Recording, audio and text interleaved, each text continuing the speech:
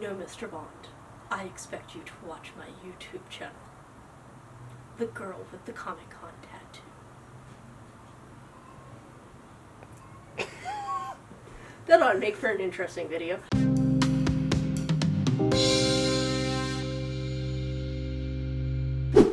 Welcome to another episode of Girl with Comic-Con Tattoo. Today I am going to be joined by my friend Lukas. It is his first time going to Comic-Con or any other convention of any sort, so he's going to come and he's going to ask me some questions, and I'm going to try and answer some of his questions for new people and newbies. So feel free to cut that off someplace because I don't know how to end that. Fabulous outtakes of me cleaning my teeth. It's wonderful. Hello. So, hi Lukas, this is my friend Lukas. Hello everybody. So, you're going to Comic-Con for your first time. How are you feeling about that? I am very excited. I've always wanted to go to Comic-Con. It's just either been I haven't lived anywhere close enough to make that easy, or it's just, been impossible to get tickets or anything. So I'm very excited. Thank you so much for letting me do that and bringing me on this show. So Lukas will be joining me at Comic-Con this year, and he's going to actually start helping me out in shooting some of my videos and stuff like that. So we'll have some really good, pretty pictures for you from Comic-Con. And we'll see how it goes. So what kind of questions do you have for me? Well, some of the questions that I have are, how do you navigate the con in general? Like, you go in and it's this massive expanse of nerddom. How do you navigate that? Nerdom, I like that. It's a fun time. So I once had an anthropologist tell me that Comic-Con was like a meeting of the tribes. Okay. The geek tribes out there. So you had like your anime and your movie geeks and all of that. Which is something I've just always loved, and I always kind of look at it like that ever since. But the best way to kind of navigate the tribal meeting is definitely with the con guide, because it's going to have it's going to have maps that more or less will help you get around. Every year I at least get a couple of people who come up to me, and they'll be like, "I'm sorry, do you know where Hall H is?" And I'm like, "Oh yeah, definitely." So it does help by and large, so that's always great. There are definitely signs all over the place that are going to tell you where to go. Mm-hmm. Anybody you see who's wearing a security jacket or a polo shirt or anything that says staff, these are definitely people that are going to be able to answer your questions, and if not, they should be able to direct you to somebody who can answer your questions. Gotcha. And then definitely the app. Definitely. Okay, I love the app to no end because it's got the schedule, it's got everything in it, and it's updated constantly, so you are going to get things that aren't necessarily in the program guide. They also do an on-site newsletter, which has the updates, as well as some interesting articles and things like that, which is also really good for navigating. All right, cool. Thank you. I do have the app, and it was very helpful. What's it like going into the convention center, specifically Comic-Con, and specifically the logistics side of it? Like, when you're going in, how does that work? When you say going in, like what's it like to enter into the convention center? Yeah, like, I don't, like, is there a huge line to get in, or do you just kind of go in through the doors, or is there, like, a security checkpoint? Wow, that's a really good question, and that's a multi-layered question. Cool. So I can't just be like, go to Hall A. I wish I could just be like, go to Hall A and they'll let you in. But it doesn't work like that. So it really depends on where you are in your convention life cycle. Okay. So if you are going to pick up your badge, you're going to be directed up under the sales area, which is a giant area under these permanent tarp things that we call the sales. And it's a bridge between what we call the old section and the new section of the convention center. So that's where registration is going to be. And if you're going in on like Thursday or Wednesday right before preview night, there is going to be a line for that. Okay. Just because you and a bunch of other people are going there to get your stuff. But once you get that, you can enter in through just about any door that lets you into the lobby of the convention center. There are a couple of doors that are like staff only or for people who don't have badges, but things like that. But primarily, once you have your badge, you can enter in anywhere. Okay. They will do a peripheral kind of badge check at the doors from the lobby into the convention floor. And then again upstairs, and we have, Comic-Con's really unique in this respect, because most conventions you go into the lobby, they maybe check you going into the floor, and maybe again if you're going up to like a meeting room area, but Comic-Con is a little bit different. Comic-Con has RFID badges. So there's a section of the convention center where you tap your RFID against a panel, and it will light up saying that you're green or saying that you're red, which means that there's something wrong with your badge. Oh, that's cool. So yeah, it's a really neat thing. They've been doing it for a couple of years now, and they did it at WonderCon to kind of move some of the protesters away from us. Oh, okay. So you have to go in through this RFID thing, and so they can't get too terribly close. Okay. And it also allows for more freedom of movement at the convention.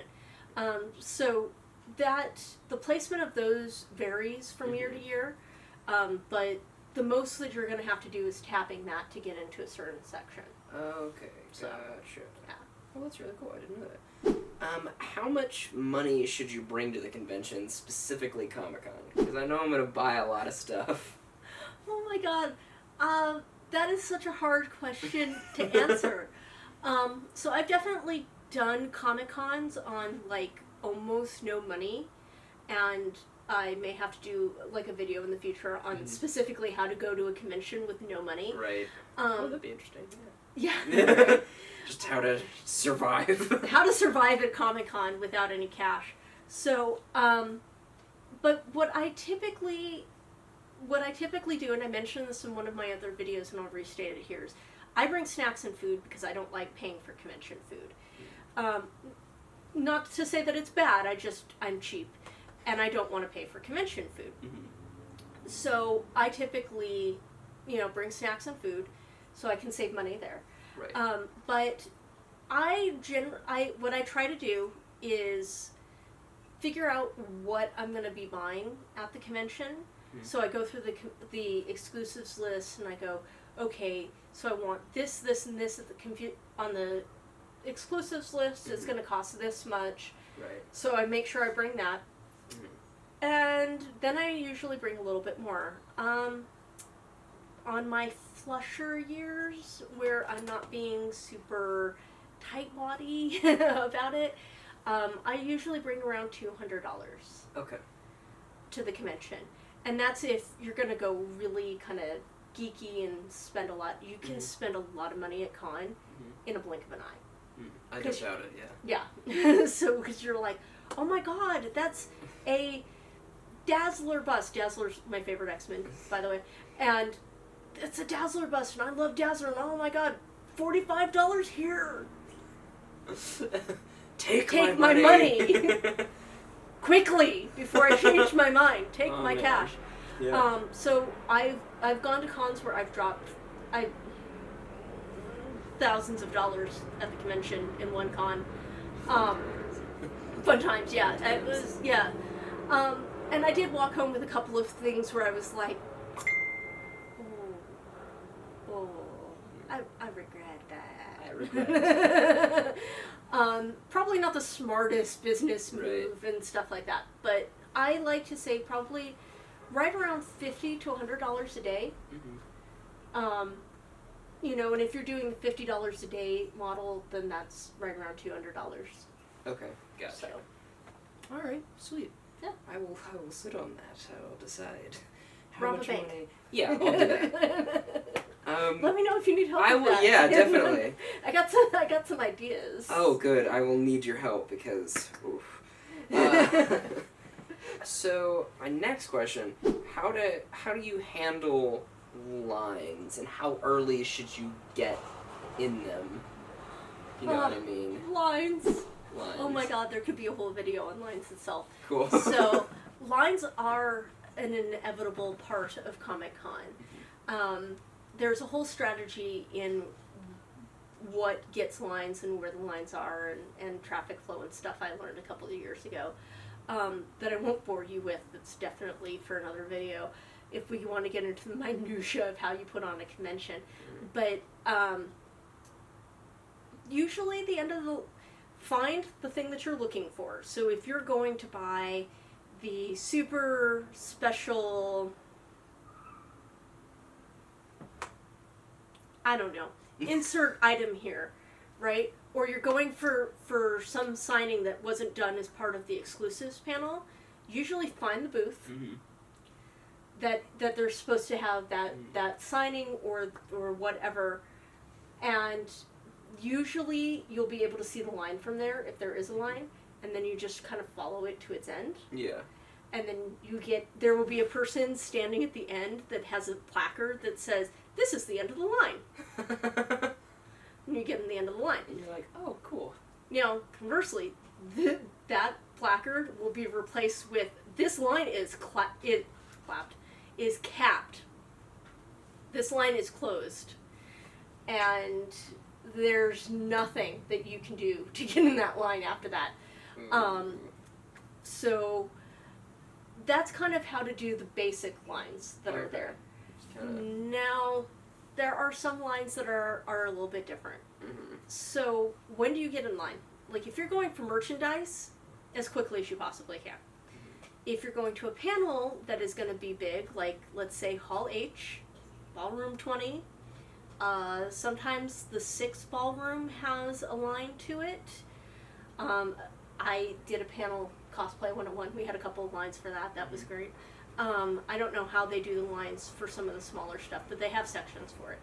But for like when to get in line for those bigger rooms, usually for 20 and 6, it's usually anywhere from a panel to 2 panels ahead of what you want to see in there. Okay. And then a whole lot of praying to make sure that the line gets finished and gets you in there in time to see it. Right. Okay.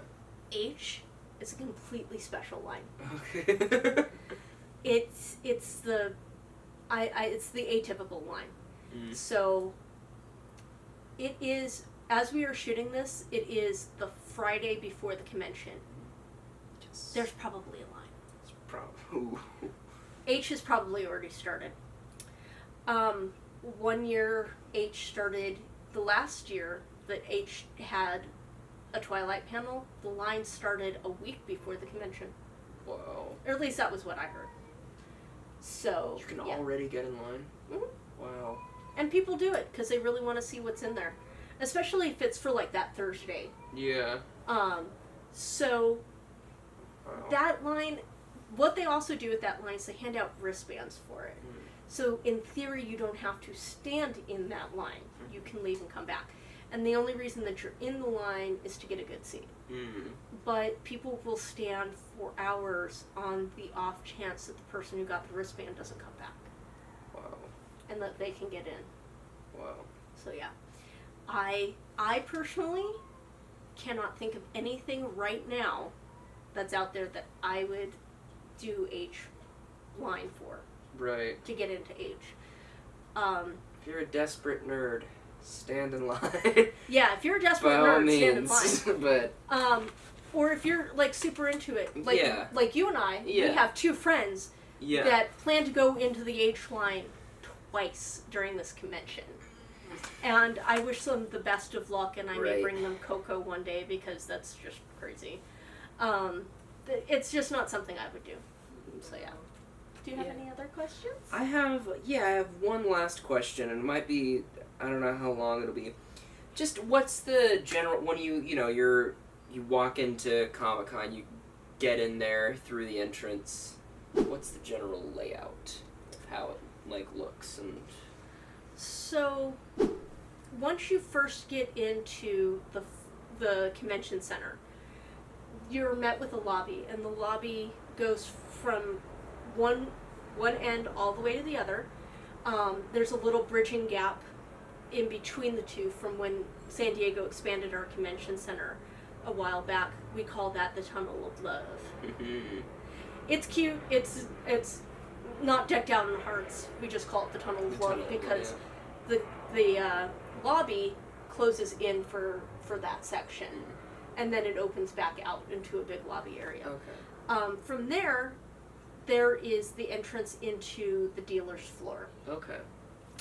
And the dealer's floor is laid out in a grid with stuff, you know, like a street. If you ever look at a street map, like a really gritty street map, top down, it kind of looks like that.